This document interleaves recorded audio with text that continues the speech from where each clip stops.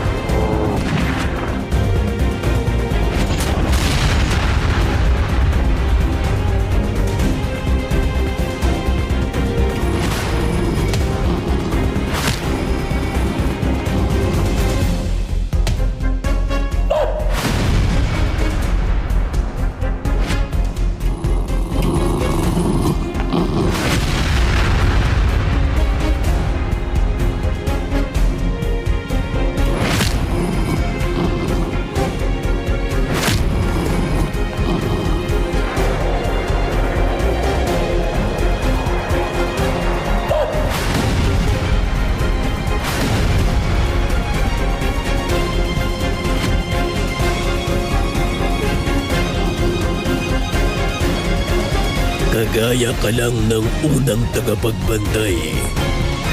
Magiging pagkain kita at gagamitin ko ang buto mo bilang sandata.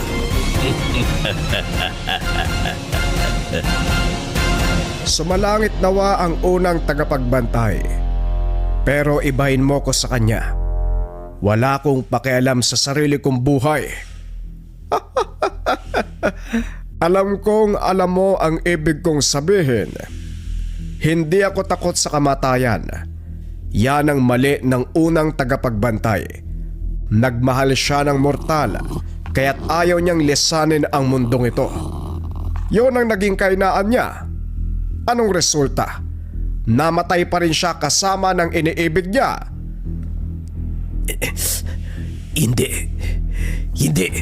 Hindi mo ako madadala sa panlilinlang mo, Gurang. Walang taong gustong mamatay. Gagawin kitang sandata. Walang taong baliw.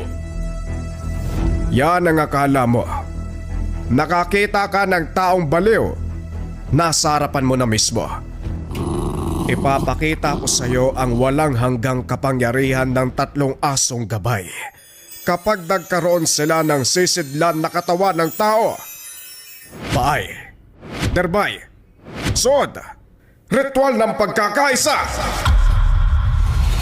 Ang ritual ng pagkakaisa. Ang 3 aso ay papasok sa espiritual na kamalayan ng tagapagbantay. Ang dugo, ang buhay ng tao, sasanib sa banal na kapangyarihan ng 3 asong gabay. Ito ay maglilikha ng walang hangganang puwersa na kayang tumapat sa kahit anong dilubyo.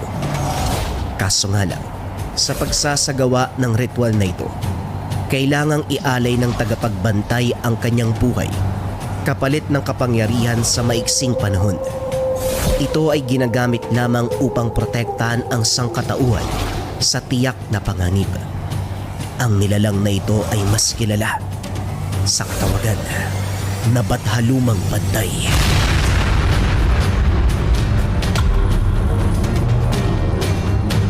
Dito natin tatapusin ang mahabang siglo ng panggagambala at pambibiktima.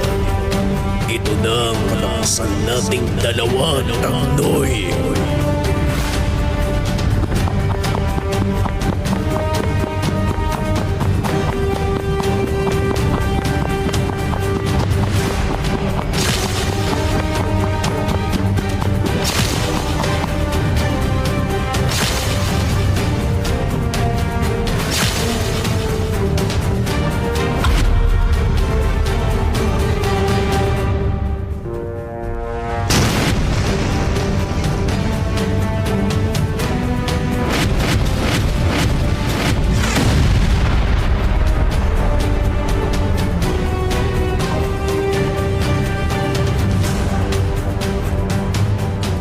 Sa maikling panahon, mahal kong mga kaibigan, naramdaman ko na tayo ay ganap na iisa.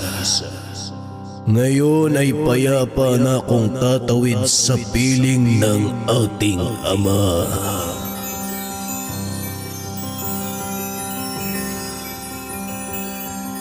Palagi kayong mag-iingat. Natapos na ang pinakamalaking panganib para sa mga tao. Pero nariyan pa din ang iilang mga mambibiktima sa sangkatauhan.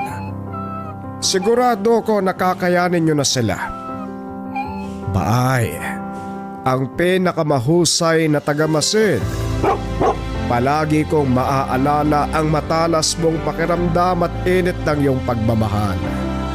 At syempre, Derbay, ang aso kong mapagmahal. Palaging nagbibigay ng proteksyon.